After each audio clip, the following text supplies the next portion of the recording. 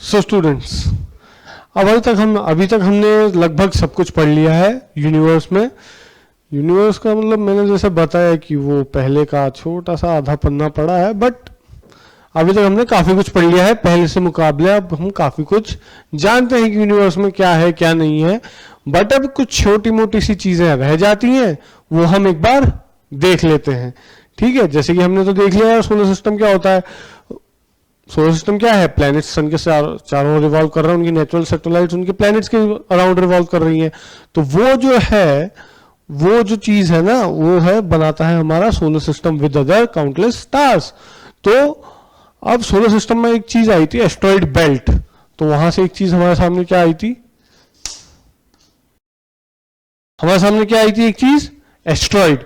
Asteroid, अब बात करते हैं हम एस्ट्रॉइड क्या होता है। ये एस्ट्रॉइड जो है ना, बेसिकली छोटे छोटे टुकड़े होते हैं प्लैनेट्स के छोटे छोटे टुकड़े जो सन के चारों ओर घूम रहे हैं कहाँ? मार्स और जुपिटर के बीच एक बेल्ट में। मार्स एंड जुपिटर के बीच में एक बेल्ट है जिसे कहते हैं एस्ट्रॉइड बेल्ट, जिसमें सारे एस्ट्रॉइड्स घूम रहे हैं। और साइंटिस्ट आज तक बहुत सारे एस्ट्रॉइड डिस्कवर कर चुके हैं। अबाउट 500 to 600 एस्ट्रॉइड डिस्कवर हो चुके हैं, और जो कि काफी छोटे होते हैं मास में और डायमीटर में। बट फिर भी अभी तक जो डिस्कवर हुए हैं वो उनमें से कुछ कुछ काफी बड़े हैं। कि एक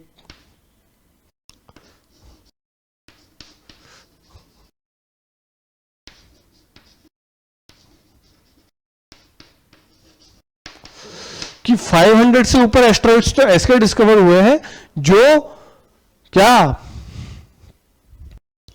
48 किलोमीटर से ज्यादा है डायमीटर में। उनका डायमीटर 48 किलोमीटर से भी ज्यादा है। ये काफी बड़े हैं, यानी कि अगर ये अर्थ के एटमॉस्फेयर में आते हैं ना, तो हम इन्हें गिरा नहीं सकते। मतलब अर्थ का एटमॉस्फेयर इन्हें जला नहीं सकता, क्योंकि अर्थ के एटमॉस्फेयर में आएगा तो फ्रिक्शन होगा, उस फ्रिक्शन से इसमें आग लगती है, तो ये अर्थ पे नहीं आ पाते।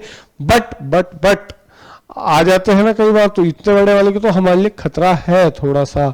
48 किलोमीटर जो है बहुत होता है, और वो वॉल्यूम जो अगर आ गया ना अर्थ पे, तो थोड़ी सी हमारे को दिक्कत हो जाएगी। और इनका एक सबसे इंपॉर्टेंट एस्ट्रॉइड है सीरियस बोल लो, टेम्पल 1। डीप इंपैक्ट हमने एक प्रोब भी भेजा था जो कि एक एस्ट्रॉइड से टकराया था, जिसका नाम था टेम्पल 1 एस्ट्रॉइड से टकरा के हम ये मानते हैं कि टेम्पल 1 जो है यूनिवर्स की स्टार्टिंग से वहां है। तो अगर यूनिवर्स के अगर कुछ राज सुलझेंगे, कुछ मिस्ट्रीज बाहर आएंगी, तो वो टेम्पल 1 से ही आ सकती है। तो डीप इंपैक्ट हमने एक मिशन भेजा था टेम्पल 1 पे, तो टेम्पल 1 से वो टकराया था, और वहां पे हमने काफी कुछ समझा होगा, पर वो अभी तुम्हारे सिलेबस में नहीं है। तो चलो, एस्ट्रॉइड्स यहां पे खत्म हो जाते हैं। जो भी चीज एस्ट्रॉइड बेल्ट में घूम रही है उसे बोलेंगे एस्ट्रॉइड। फिर आते हैं हम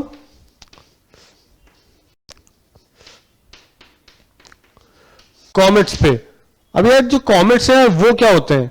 कॉमेट्स वो स्टार्स होते हैं जो कंटिन्यूसली ट्रेवल कर रहे हैं, कंटिन्यूसली इधर से उधर ट्रेवल कर रहे हैं और कंटिन्यूसली इवेपोरेट होते जा रहे हैं। वो आइस के बने हुए हैं, they are made of ice. और जो कंटिन्यूसली ट्रेवलिंग से उनकी आइस पिघल रही है, और वो हमें पीछे भाप उनकी दिखती है, तो वो क्या बन जाती है? उनकी एक टेल बन जाती है। पुच्छल तारा इसे कहते हैं हिंदी में। तो एक टेल बन जाती है, तो इसे क्या कहते हैं? हम क्या भी कह सकते हैं, टेल स्टार्स।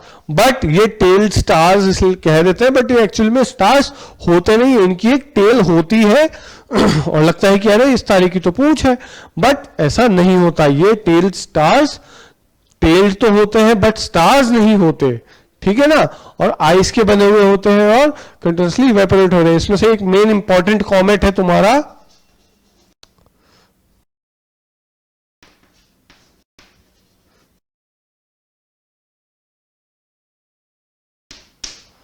हेलीज कॉमेट। एक तुम्हारा मेन और इंपॉर्टेंट कॉमेट है हेलीज कॉमेट। हेलीज कॉमेट जो है एक साइक्लिक ऑर्डर में हर 76 ईयर्स में, साइक्लिक ऑर्डर में हर 76 ईयर्स में अर्थ के पास से गुजरता है। क्या करता है? अर्थ के पास से गुजरता है। हर 76 ईयर्स में। पिछली बार ये आया था 1986 में, अब इसके 2062 में आने की उम्मीद है। पिछली बार कब आया था? 1986। अब कब आना चाहेगा? 2062 में। इससे इंटरेस्टिंग एक और चीज है, मार्क ट्वेन जो ऑथर है उन्होंने बोला था कि मैं हेलिस कॉमेट के साथ आया था और हेलिस कॉमेट के साथ ही जाऊंगा। हेलिस कॉमेट के बर्थ ईयर, हेलिस कॉमेट के आने के साथ, यानी कि 1906 में उनका 1910 में उनका बर्थ हुआ था और उसके 76 ईयर्स बाद जब फिर से हेलिस कॉमेट आने वाला था तब उनकी डेथ हुई थी। तो इसलिए कोइंसिडेंस है जिससे तुम याद रख सकते हो। हेलिस कॉमेट हर 76 ईयर्स में आता है, पहले 1986 में आ चुका है, अब 2062 में आएगा, है ना। अब इसके बाद हम आते हैं एक और छोटे से टॉपिक पे जिसका नाम है मीटियोराइट्स। क्या नाम है इसका? मीटियोराइट्स। क्या टॉपिक है ये? मीटियोराइट्स। मीटियोराइट्स क्या होते हैं बेसिकली?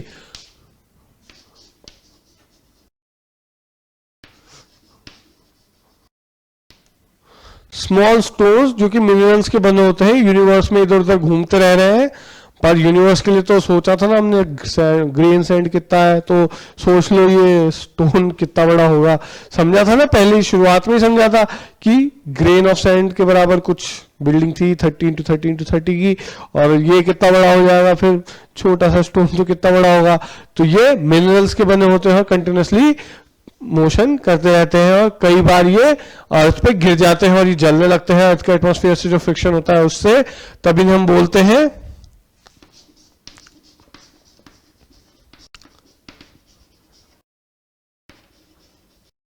शूटिंग स्टार्स है, टूटता तारा, जिसको देख के हमारे हिंदी फिल्मों में बताते हैं कि विश पूरी हो जाती है, पर वो एक्चुअली क्या है? Meteorites falling on earth. तो यहां पे हम देख रहे हैं कि शूटिंग स्टार्स किन्हें कहते हैं? मीटियोराइट्स को। कई बार ये मीटियोराइट्स कई बार मीटियोराइट्स अर्थ तक पहुंच जाते हैं। तो लेकिन कई बार तो ये बीच में ही एटमॉस्फेयर में ही खत्म हो जाते हैं, पर कई बार ये अर्थ की सरफेस तक आ जाते हैं।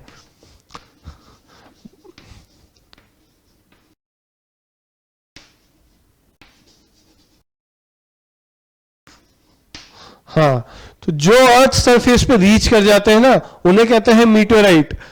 एल्स अगर नहीं कर पाते तब उसे कहते हैं मीटियोर। अगर वो रीच नहीं कर पाते तो उन्हें कहेंगे मीटियोर, और अगर वो रीच कर जाते हैं तो उन्हें कहेंगे मीटियोराइट। तो क्रिप्टॉन टूटा था, यही दिखाया था ना मैन ऑफ स्टील में। तो क्रिप्टॉन टूटा था तो वो रीच कर गया इतना सारा अर्थ पे, तो वो क्या हुआ? Kryptonite is a meteorite. Meteorite से क्या राइम कर रहा है? क्रिप्टोनाइट। तो क्रिप्टोनाइट जो था कि जो अर्थ तक पहुंच गया, वो क्या हुआ? एक मीटियोराइट। चलो अब इसके बाद हम एक बात करते हैं सैटेलाइट्स की। तो अब हम बात करेंगे, देखो, सैटेलाइट्स की। तो सैटेलाइट्स क्या होती हैं? प्लैनेट सन के चारों ओर घूमता है, जो प्लैनेट्स के चारों ओर घूमती है वो सैटेलाइट। तो क्या है ये?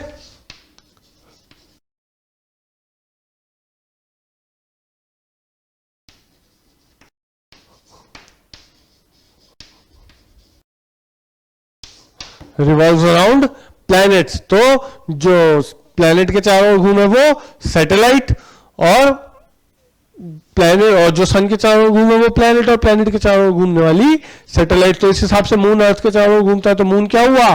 अर्थ का सैटेलाइट। तो लेकिन मून को हमने बनाया थोड़े है, पर हमने तो कई सैटेलाइट हमने भेजी है। तो इसमें दो कैटेगरीज हम मान सकते हैं। पहली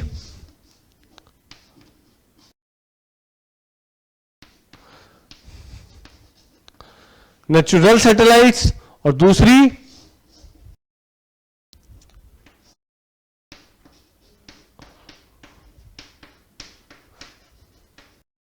आर्टिफिशियल सैटेलाइट्स। दूसरी आर्टिफिशियल सैटेलाइट्स और पहली नेचुरल सैटेलाइट्स। नेचुरल सैटेलाइट्स जो हमने नहीं बनाई, जो कि कौन बना रहा है? जो कि हमारे पास क्या है? अर्थ के पास मून है। मून क्या है अर्थ की? Natural satellite. अब ये नेचुरल सैटेलाइट है तो इसके बारे में थोड़ा सा जानना तो बनता है। तो मून का रिवोल्यूशन कितने दिन में पूरा होता है? इन अराउंड 27.3 डेज में। 3 डेज में, और 27.3 डेज में एक रोटेशन और रिवोल्यूशन अर्थ का वो पूरा करता है। पर मून के हमें कई फेजेस नजर आते हैं ना यार, कई बार तो हमें पूरा चांद दिखता है, कई बार हमें चांद दिखता ही नहीं है, दर्शन ही नहीं होते, नहीं दिख रहा, कई बार ऐसा दिखता है। तो इसको क्या कहते हैं, ये लूनर साइकिल है कि जिस हिसाब से हमें मून का जो पोर्शन हमें विजिबल होता है हमें वही दिखता है, जो वो रिफ्लेक्ट कर पाता है सनलाइट वही पोर्शन हमें दिखता है, पर और जो नहीं कर पाता वो नहीं दिख पाता, और डिफरेंट टाइम पे डिफरेंट पार्ट्स है लाइट को रिफ्लेक्ट कर पाते हैं, उसकी जो अर्थ को दिख पाए, तो उस हिसाब से हम फेजेस ऑफ मून बनाते हैं, जो कि एक लूनर साइकिल अराउंड 28-30 डेज की होती है। लूनर साइकिल क्या होती है कि एक दिन तो आपका आ गया फुल मून, यानी कि पूरा दिख रहा है फुल, फिर बीच में छोटा होता जाएगा, ऐसे हल्का सा ऐसे छोटा हो गया, मान लो क्रिसेंट हो गया एक बार और कहीं दिखा ही नहीं, ये मान लो मून दिखा ही नहीं, ये मून तुम्हें दिखा ही नहीं, इसको बोलूंगा फुल मून डे। पूर्णिमा की रात को जो पूरा चांद आता है वो है फुल मून, ये है, इस शेप को कहते हैं क्रेसेंट मून। और जिस दिन अमावस्या होती है या कि नो मून होता है उस दिन हम उसे कहते हैं न्यू मून। तो ये एक पूरी साइकिल कवर करने में लगते हैं 28 डेज, और सॉरी ये आधी साइकिल है, फिर धीरे धीरे इधर से ये बनना शुरू होगा, इधर ये छोटा सा ऐसा बचेगा और फिर ये पूरा बन जाएगा। तो ये जो चीज है इसे कहते हैं लूनर साइकिल, जो कि होती है 28 डेज की। कितने डेज की? 28। ओके, चलो, तो ये तो हमने पढ़ लिया मून के बारे में। और आर्टिफिशियल सैटेलाइट जो होती है उसमें भी दो तरह की होती है। पहली होती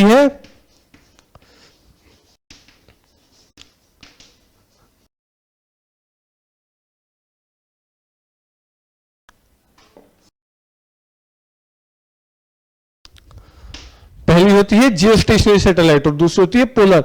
अब ये बेसिकली कुछ ज्यादा नहीं है, बट जो है जो भी है वो अपने हिसाब से हमने बनाए हैं कि अर्थ के अराउंड जिस हिसाब से वो रिवॉल्व करे उस हिसाब से हम उन्हें नाम दे देते हैं कि अगर ये अर्थ है,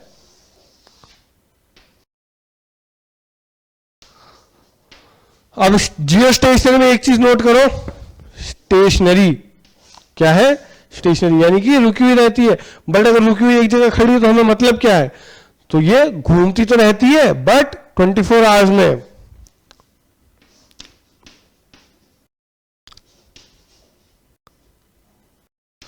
में यह एक साइकिल अपना पूरा करती है, एक रिवोल्यूशन अपना पूरा करती है अर्थ के अराउंड, और हमारा अर्थ भी 24 आवर्स में घूमता है, पूरा रोटेट होता है। तो हमें क्या लगता है ये तो वहीं खड़ा है, बट ये अर्थ के साथ साथ एक पॉइंट को कवर कंटिन्यूसली करता रहता है, इसलिए हमें लगता है वो वहां खड़ा है बट वो कवर सब कर रहा है। दूसरे होते हैं पोलर सैटेलाइट्स। तो जैसे कि हमारे को पता है कि ये क्या है, नॉर्थ पोल, ये साउथ पोल। तो जो पोल पे ऐसे जा रहा है या पोल से होते हुए इस तरफ से या तो यूं, अगर यहाँ एक बॉल है तो या तो ये यूं जा सकता है या ये यूं जा सकता है, या तो यूं जाएगा या यूं जाएगा। तो अर्थ के जो पोल्स से होते हुए जो सैटेलाइट्स जाती हैं उन्हें कहते हैं पोलर सैटेलाइट्स। और पोलर सैटेलाइट्स काफी काम की चीज है अर्थ के लिए, हमारे वेदर फोरकास्टिंग वगैरह के लिए हम इसे यूज करते हैं। तो हमारे पास एक टॉपिक क्या आ जाता है नया, यूज क्या के लिए कर सकते हैं हम इसे? वेदर फोरकास्टिंग के लिए, मौसम बताने के लिए यूज करते हैं ना सैटेलाइट्स को, कि आज सैटेलाइट ने बादल देखे तो आज बारिश होगी। Weather forecast. दूसरा क्या बता सकते हैं हम? क्लाइमेट चेंज बता सकते हैं।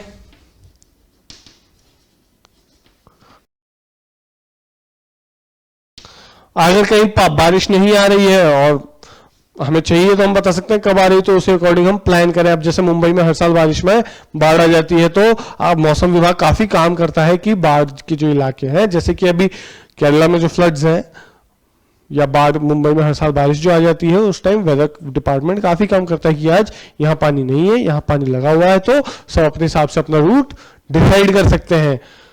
तो ये बेसिकली हमने कवर कर लिया चैप्टर, हमने पढ़ लिया सोलर सिस्टम, हमने पढ़ लिया सैटेलाइट्स के बारे में, हमने लगभग हर चीज के बारे में पढ़ लिया। अब हमें करने हैं बस क्वेश्चंस। तो चलो एक बार क्वेश्चंस पे नजर डालें। तो हम चलो बात कर लेते हैं थोड़ी क्वेश्चन आंसर्स की। अब हम देखते हैं, अब यार एक बार बताओ, स्टार्स मूव करते हैं क्या? टू स्टार्स मूव करते नहीं है ना यार, मॉड्यूल में तुम्हारे दिया है एक क्वेश्चन की स्टार्स मूव करते हैं क्या? नहीं करते। हमने बात की थी ना कि सन एक स्टार है और प्लैनेट्स उसके चारों ओर घूम रहे हैं, तो स्टार्स मतलब मूव नहीं करते। तो हमारे पास क्या पॉइंट है यार? Stars don't move. अब स्टार मूव नहीं करते तो बेसिकली वो लगता क्यों कि मूव कर रहे हैं? तो उसको यार ऐसे समझो कि हो क्या रहा है वहां पे कि अर्थ कंटिन्यूअसली रोटेट कर रही है ना। तो अगर ये स्टार यहां है तो इस पॉइंट पे जो आदमी यहां से देख रहा है उसको लगेगा स्टार यहां है, पर लेकिन जब अर्थ रोटेट करके इस पॉइंट पे आ जाएगा वो आदमी अर्थ के साथ रोटेट होते होते, तो उसको लगेगा स्टार इस तरफ है। पहले वो यूं देख रहा है, अब मैं इस बोर्ड को घुमा दूं यूं तो मैं देख लूंगा अरे ये चीज तो इधर आ गई, तो यहां घुमा दूंगा तो मैं थोड़ा इस तरफ आ जाऊंगा तो ये चीज मुझे इधर दिखेगी। अब जैसे ये देखो, ये है पॉइंट, मैं इधर से देख रहा हूं तो ये मेरे राइट हैंड की तरफ है, तो राइट हैंड से ज्यादा पास पड़ेगा, बजाएगी लेफ्ट हैंड से। बट अगर मैं ये टेबल रोटेट होती है और मैं इधर आ जाता हूं तो मेरे लेफ्ट हैंड की तरफ आ गया। तो यही होता है, इसीलिए हमें लगता है कि स्टार्स मूव करते हैं but they don't move. Okay, अब हमारे पास एक और सवाल है यार कि पोल स्टार को कैसे ढूंढे? मतलब पोल स्टार से हम रास्ता तो ढूंढ सकते हैं, we can find our way using pole star, but how to find the pole star? Finding pole star कैसे ढूंढ सकते हैं यार पोल स्टार को? मॉड्यूल में एक क्वेश्चन है तुम्हारे कि how can we find pole star. तो देखो, जो बिग लैडल है या मूसा मेजर हमारा कॉन्स्टलेशन है,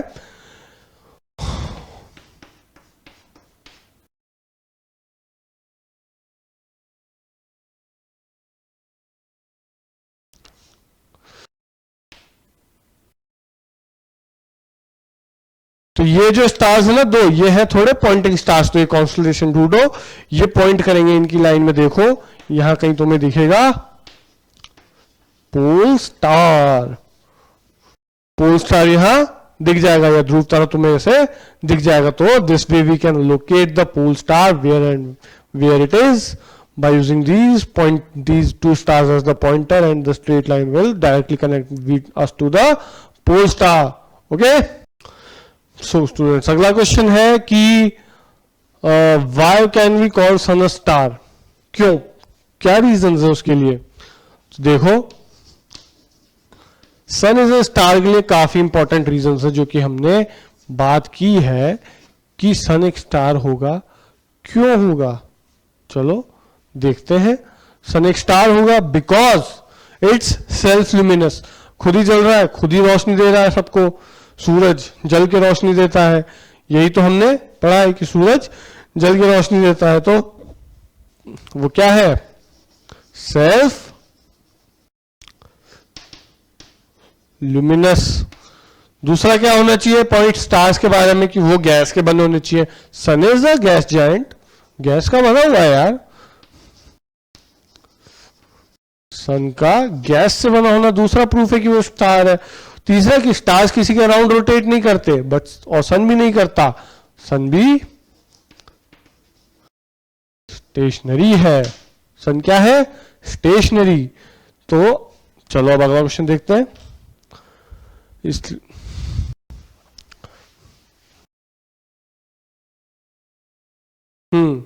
तो चलो अब बात करते हैं यार कि एनसीईआरटी के कुछ क्वेश्चंस की, तो कि हम मून के डिफरेंट फेजेस हम क्यों देख सकते हैं? क्यों देख सकते हैं बताओ? Why they are possible?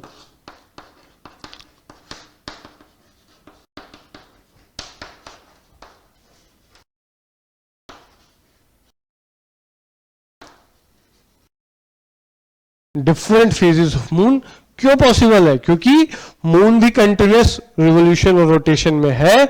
तो कुछ एक पार्ट होता है जो हमेशा जो रिफ्लेक्ट करता है और कभी कोई पार्ट होता है जो नहीं करता, और एक पार्ट आता है, एक टाइम ऐसा आता है जब कोई भी पार्ट अर्थ की और कोई लाइट रिफ्लेक्ट नहीं करता है, इसलिए हम मून को नहीं देख सकते. We can't see moon because when it doesn't reflect any light, and there is a time when a very big part of moon or the whole part that earth can see or we can see from the earth reflects the light and we can see that part. तो moon के phases किस वजह से possible है? क्या एक reason है? Revolution around अर्थ.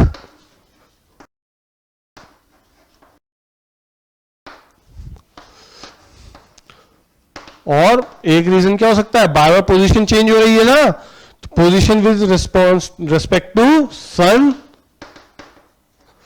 तो डिपेंड करेगा ना कि सन की साइड कौन सा पार्ट है, वही पार्ट तो रिफ्लेक्ट करेगा.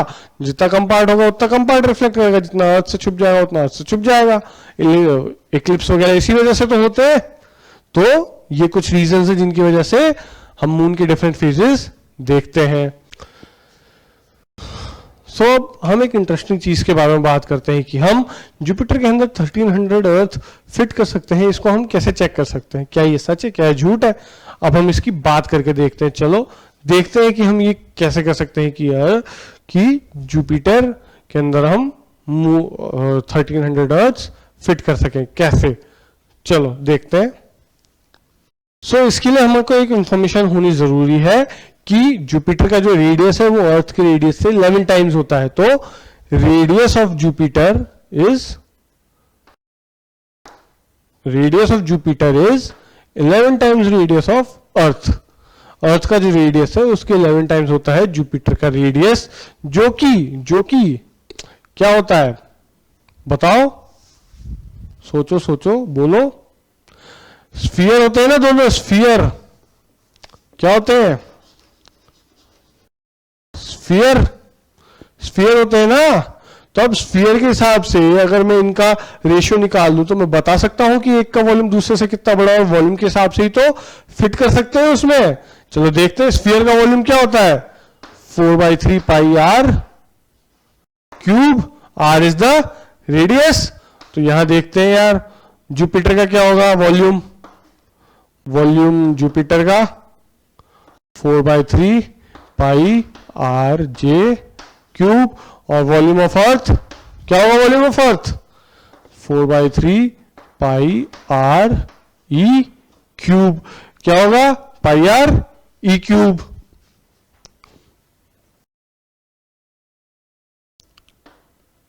अब हम इनका रेशियो ले तो हम बता सकते हैं कि कितना टाइम से जुपिटर अर्थ के.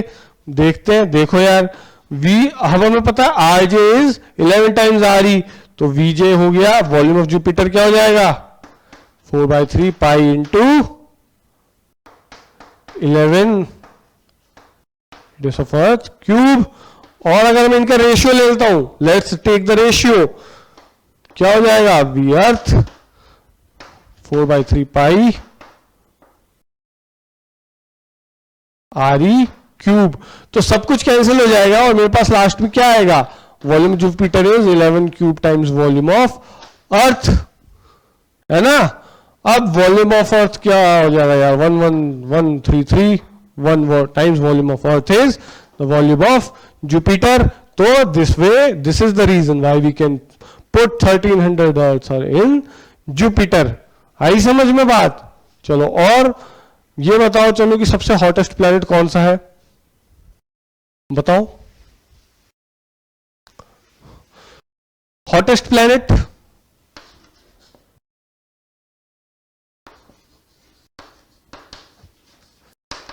स्पेशलिटी अगर हम प्लैनेट्स की डिस्कस कर ले एक बार को, तो हॉटेस्ट प्लैनेट कौन सा है सोलर सिस्टम का? कौन सा है? वीनस. अगर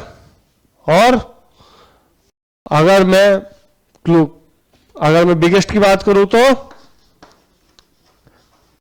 लार्जेस्ट होगा जुपिटर, जो कि क्या देता है मुझे? मैक्सिमम ग्रेविटी भी इसी की है. क्या है इसकी? Maximum gravity. मैक्सिमम ग्रेविटी है इसमें.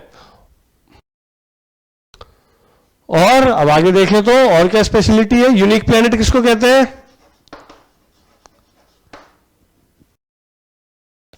किसको कहते हैं यूनिक प्लैनेट? अर्थ को, बिकॉज इट सपोर्ट्स लाइफ। ये क्या है? मॉर्निंग या इवनिंग स्टार भी है ना ये। और एक स्पेशल नाम किसको दिया है? रेड प्लैनेट बोलता हूं मैं किसी को, बोलता हूं ना।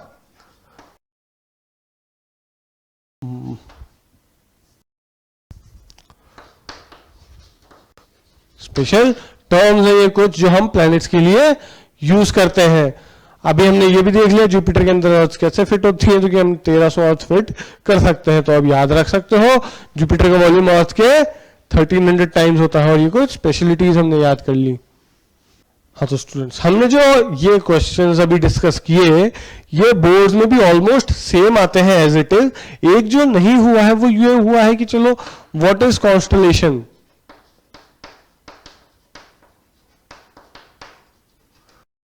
कॉन्स्टलेशन क्या है? Group of stars with patterns. क्या है?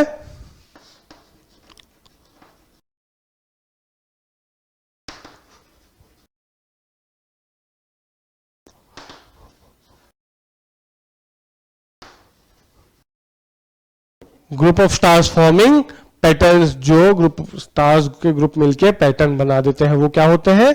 कॉन्स्टलेशन। कुछ इंपॉर्टेंट कॉन्स्टलेशंस कौन से हैं?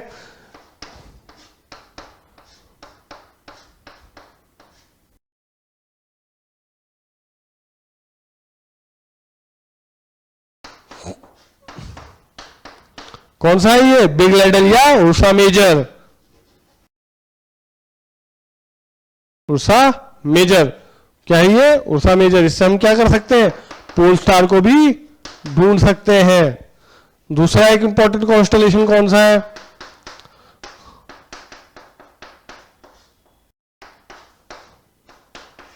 ओरायन। कौन सा है? ओरायन। जो क्या कर सकता है? क्या कर सकते हैं? क्या होता है हंटर के नाम पे? ये क्या है? स्टार बीटलग्यूज। ये कौन सा है? रीगल। कौन सा स्टार है ये? रीगल। चलो अगला क्वेश्चन देखते हैं। सो स्टूडेंट्स, अगला क्वेश्चन एक है कि तुम्हारे पास कि व्हाट आर कॉमेट्स। कॉमेट्स क्या होते हैं? तो यार कॉमेट्स क्या होते हैं? देखो कॉमेट्स की हमने बात की थी अभी। तो क्या होते हैं?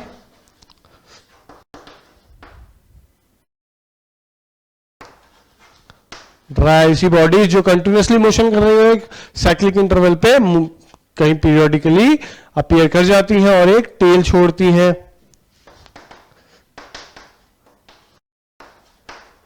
टेल जैसी बॉडी छोड़ती हैं, है ना? ये होता है कॉमेट। अब आते हैं कुछ इंपॉर्टेंट क्वेश्चंस पे जो कि ओलंपियाड या कॉम्पिटिशंस पॉइंट ऑफ व्यू से इंपॉर्टेंट है। चलो देखते हैं। तो स्टूडेंट्स, ये कुछ क्वेश्चन है जो इंपॉर्टेंट है एमसीक्यू पॉइंट ऑफ व्यू या ओलंपियाड के व्यू से। इनके बारे में हम डिटेल में डिस्कस कर लेते हैं और एक बार में खत्म करते हैं। चलो देखते हैं। पहला है सन इज अ। सन क्या है? क्या है सन? सन तो सन है। सन मतलब बेटा। पापा का बेटे की बात नहीं हो रही या रिश्तेदारी थोड़ी चल रही है, तो साइंस चल रही है। साइंस में सन इज क्या है? प्लेनेट है, घूमता है ना मेरे वो चारों। है प्लेनेट तो नहीं है। कॉमेट है क्या? चलता हो जाता है, रेड टेल देता है। देता है क्या टेल? नहीं यार, ये भी नहीं देता। एस्ट्रॉइड। एस्ट्रॉइड हो सकता है क्या? घूमता है क्या एस्ट्रॉइड बेल्ट में? सन एस्ट्रॉइड बेल्ट में घूमता है कि एस्ट्रॉइड बेल्ट सन के चारों ओर घूमती है? तो ये भी नहीं है। बट स्टार, हाँ यार गैस का बना है। हाँ गैस का बना है। स्टेशनरी है। स्टेशनरी है। और चारों घूम रही है। हाँ और चारों घूम रही है, तो वो एक स्टार है। इसलिए सन क्या है? स्टार। तो हमने यहां देखा कि हम एलिमिनेट करके भी देख सकते हैं एमसीक्यू में, और सीधे सीधे पता हो तो लगा सकता है। एलिमिनेट करने में टाइम ज्यादा लगेगा और सीधे पता हो तो टाइम कम लगेगा। अब Indian name for milky way Galaxy. India में मिल्की वे गैलेक्सी को और किस नाम से जानते हैं हम? कभी एक नाम तुमने इनमें से कोई सुना होगा यार, बताओ तुम। इनमें से एक नाम तो तुमने पक्का सुना है। कोई नाम आ रहा ध्यान में? सारे सुनोगे यार। ध्रुव तारा। बट ध्रुव तारा को क्या कह रहे हैं हम इंग्लिश में? Pole star. क्या कह रहे हैं? Pole star. दूसरा क्या है? सप्तऋषि तारामंडल। सप्तऋषि तारामंडल किसको कह रहे हैं? उर्सा मेजर माइनर को कहते हैं सप्तऋषि तारामंडल। किसको? उर्सा मेजर माइनर को। आकाशगंगा, हाँ यार ये कुछ हमने नहीं पढ़ा। धरती, धरती तो धरती माँ है, सुनील शेट्टी ने बोला था ना बॉर्डर में, ये धरती मेरी माँ है, तो धरती तो माँ है, यानी कि वो क्या है, अर्थ। यहाँ तो अर्थ की बात हो रही है, तो क्या बचता है, आकाशगंगा। कौन सा आंसर सही है, आकाशगंगा। यहाँ पे सन इज अ स्टार सही है। अब स्टार्स आर मेड ऑफ, काहे के बने होते हैं स्टार, गैस के। अब तो सारी ही गैस है यार, बट आप कैसे बताओगे, बताओ। देखो ऑक्सीजन और नाइट्रोजन, चिप्स का पैकेट थोड़े है तो नाइट्रोजन डालेंगे, नहीं। हाइड्रोजन हीलियम शायद, सल्फर फोस्फोरस, वीनस में सल्फर के क्लाउड होते हैं, बट स्टार थोड़े है वीनस, वो तो हम बोलते हैं मॉर्निंग इवनिंग स्टार, बट है तो प्लैनेट। सल्फर और हीलियम यार अब इनमें तो पता नहीं क्या होता, बट मैंने पढ़ा था कि कंटिन्यूसली स्टार्स में क्या हो रहा है, हाइड्रोजन और हीलियम है अगर, तो हाइड्रोजन और हीलियम बन के हीलियम में मिक्स होता जा रहा है, सारा हाइड्रोजन हीलियम में कन्वर्ट होता जा रहा है। तो मतलब क्या है, वहां पे सिर्फ हाइड्रोजन और हीलियम। अब देखो देखो बच्चों, हमने चैप्टर पूरा कंप्लीट कर लिया है। अब इसमें करने के लिए कुछ ज्यादा बचा ही नहीं है, हमने लगभग सारी चीजें देख ली कि डिस्टेंस कैसे ट्रेवल करते हैं लाइट ईयर्स में। क्यों, क्योंकि पॉसिबल नहीं है इतने सारे किलोमीटर्स लिख पाना। समझ में आई है ना। और भी बहुत सारी बातें कि यूनिवर्स में क्या क्या है, सोलर सिस्टम है, उसमें हमारे प्लैनेट्स है, प्लैनेट्स के अपने सैटेलाइट्स है, सैटेलाइट्स मैन मेड हो सकते हैं, नेचुरल हो सकती है, और जुपिटर और सैटर्न के सबसे ज्यादा सैटेलाइट्स है अभी तक। ये ऐसी कुछ बातें हमने इस चैप्टर में सीख ली हैं। अब इस चैप्टर को ध्यान से पढ़ना, क्योंकि जितना याद रखने वाली बातें इसमें ज्यादा है, समझने वाली थोड़ी सी है, लेकिन याद करने वाली ज्यादा है। तो थोड़ा सा समझना और थोड़ा सा याद करना। थैंक यू स्टूडेंट्स, मिलते हैं अगले लेक्चर में।